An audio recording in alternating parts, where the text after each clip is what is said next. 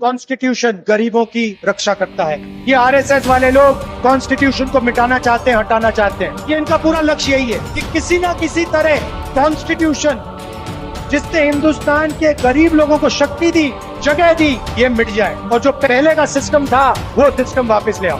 हम कॉन्स्टिट्यूशन की रक्षा करेंगे। अंबेडकर जी का कॉन्स्टिट्यूशन है, गांधी जी का कॉन्स्टिट्यूशन है, हिंदुस्तान के गरीबों का कॉन्स्टिट्यूशन है। इस कॉन्स्टिट्यूशन को कभी नहीं छूने देंगे हम।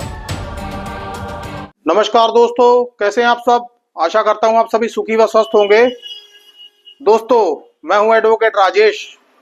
स्वागत करता हूं आप सभी का फिर से अपने यूट्यूब चैनल सेकुलर न्यूज पर। दोस्तों, कितना गजब का हुआ यह चुनाव। दोस्तों, आपने अक्सर ये कहावत सुनी होगी कि कभी किसी को मुकम्मल जहां नहीं मिलता, कहीं जमीन तो कहीं आसमान नहीं मिलता। दोस्तों, जी हां, मैं बात कर रहा हूं आज के हरियाणा और जम्मू कश्मीर के विधानसभा चुनावों के ऊपर। दोस्तों, जम्मू कश्मीर में कांग्रेस और नेशनल कॉन्फ्रेंस के अलायंस ने मेजॉरिटी प्राप्त कर ली है। दोस्तों,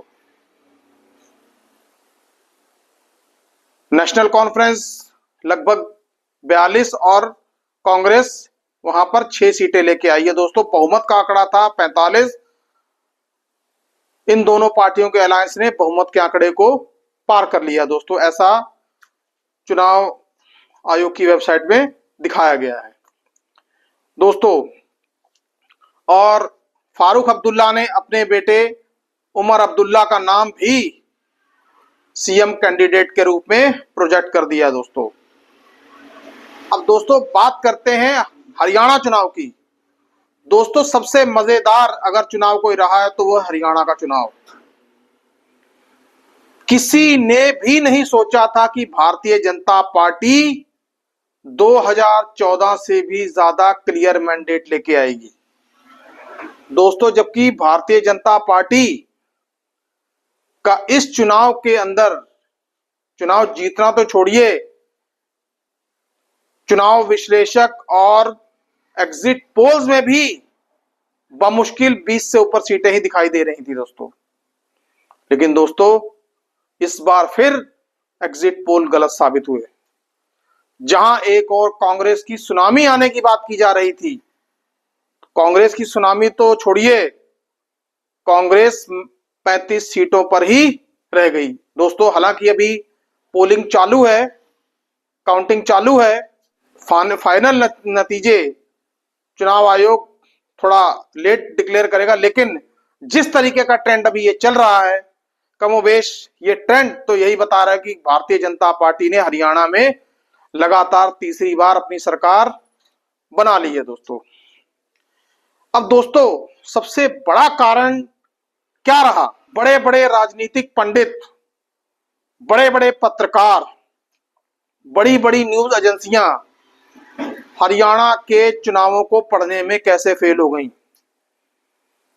आज लगभग सभी टीवी चैनल्स पे सभी पत्रकार और न्यूज एनालिसिस्ट हैरान थे कि आखिरकार हरियाणा के चुनावों में ये बाजी कैसे पलट गई। दोस्तों, जरा याद कीजिए, कुछ दिन पहले ऐसा एक बयान नायब सिंह सैनी के द्वारा दिया गया था कि हम हरियाणा का चुनाव जीत रहे हैं और हरियाणा के चुनाव को जीतने की सारी व्यवस्थाएं हमारे पास हैं। दोस्तों, अब जरा समझने वाली बात यह है कि नायब सिंह सैनी ने ऐसा किस विश्वास के साथ कहा था और उनके चेहरे पे बहुत ही कॉन्फिडेंस नजर आ रहा था। हालांकि दीपेंद्र हुड्डा ने उनके इस बयान को काउंटर किया, लेकिन छोड़िए, वो तो पास्ट की बात हो गई। लेकिन स्थिति आज की यह है कि कांग्रेस 35 सीटों पर बढ़त बनाए हुए और भारतीय जनता पार्टी 49 सीटों के ऊपर। अब दोस्तों, ये सब चमत्कार कैसे हो गया। अब यदि एक एक करके इन फैक्टर्स की एनालिसिस की जाए तो वो बहुत महत्वपूर्ण है दोस्तों। दोस्तों जरा याद कीजिए, लोकसभा चुनावों में भारतीय जनता पार्टी और कांग्रेस को लगभग आधी आधी सीटें मिली थी, 5 भारतीय जनता पार्टी को और 5 कांग्रेस को। अब यदि हम विधानसभा चुनावों और लोकसभा चुनावों को लोकसभा चुनावों के साथ कंपेयर करें तो ये आप ये समझ लीजिए कि 50-50% का मामला बनता है। वही चीज कमोबेश यदि विधानसभा चुनावों की बात अगर हम कर लेते हैं तो यहां पर भी वो 45-45 वाला रेशो ही बन जाएगा। तो दोस्तों कांग्रेस इस चीज को रीड करने में कैसे चूक गई? दोस्तों क्या हरियाणा में जाट वर्सेस नॉन जाट वाला खेल हो गया? दोस्तों राहुल गांधी ने 3 दिन तक विजय संकल्प यात्रा भी की और मुख्यतः जीटी रोड वाली बेल्ट को टारगेट किया, और दोस्तों कांग्रेस ज्यादातर सीटें वहीं से हारी। दोस्तों हैरानी वाली बात तो सबसे बड़ी यह है कि प्रधानमंत्री नरेंद्र मोदी और अमित शाह इन रैलियों में लगभग गायब ही रहे, और जबकि राहुल गांधी और प्रियंका गांधी ने 3 दिन तक विजय संकल्प यात्रा की और रोड शो किए।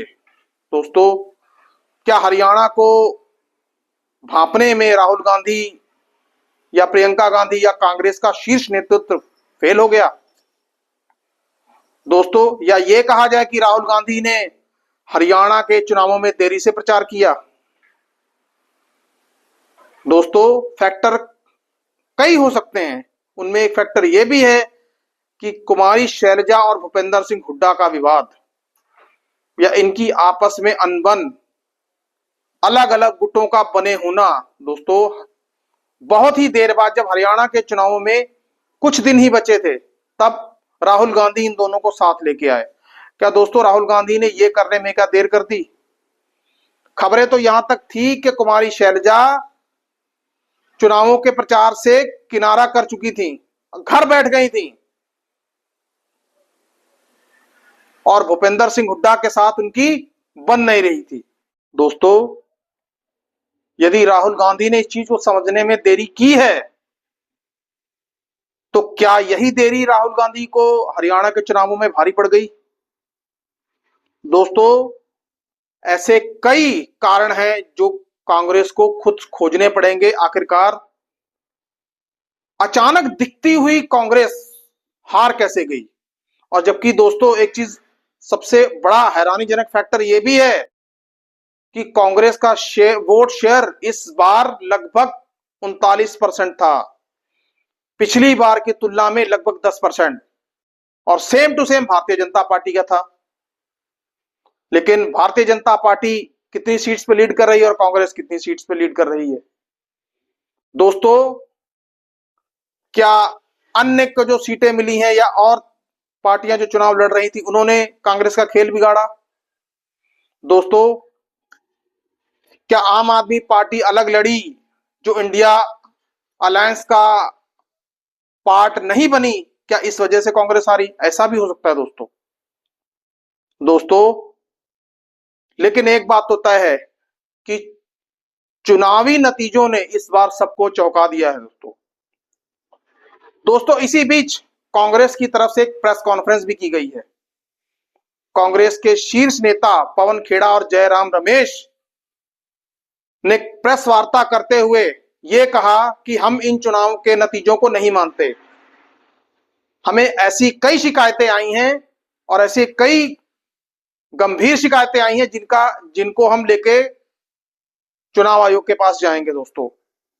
और दोस्तों कांग्रेस ने इस चुनाव पर सवाल उठा दिए, कई गंभीर आरोप लगा दिए दोस्तों कांग्रेस की तरफ से इस चुनाव के नतीजों को, हरियाणा के चुनाव के नतीजों को पूरी तरह से नकार दिया गया है दोस्तों।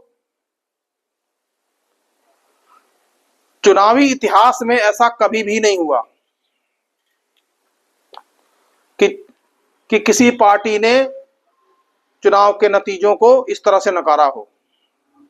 दोस्तों खैर अब ये तो वक्त ही बताएगा कि चुनाव के इन नतीजों में जिस तरह से कांग्रेस की हार हुई है और कांग्रेस के नेताओं ने जो प्रेस कॉन्फ्रेंस की है उनके आरोपों में कितना दम है दोस्तों। अब दोस्तों क्या ये चुनाव अब विवादित हो गया है दोस्तों? पर एक बात यह है कि विनेश फोगाट अपनी सीट से जीत गई हैं दोस्तों। अब ये आगे कांग्रेस इस पर क्या रणनीति तय करती है, कांग्रेस चुनाव आयोग के पास जाएगी कि सुप्रीम कोर्ट जाएगी, अब ये तो कांग्रेस का शीर्ष नेतृत्व ही तय करेगा दोस्तों। लेकिन दोस्तों आज का सच ये है कि भारतीय जनता पार्टी ने हरियाणा के चुनावों में चौंकाने वाले रिजल्ट दिए हैं और शायद भारतीय जनता पार्टी को भी इस बात का अंदाजा नहीं होगा कि इतने अच्छे नतीजे उनके पक्ष में आएंगे दोस्तों। खैर अभी फाइनल नतीजे आने वाले हैं और लगभग ट्रेंड यही रहने वाला है दोस्तों। कांग्रेस ने जिस तरह से प्रेस वार्ता की है, आप इसके बारे में क्या सोचते हैं? कृपया कमेंट बॉक्स में कमेंट करके मुझे जरूर बताएं दोस्तों। सुखी रहिए, स्वस्थ रहिए। जय हिंद, जय भारत।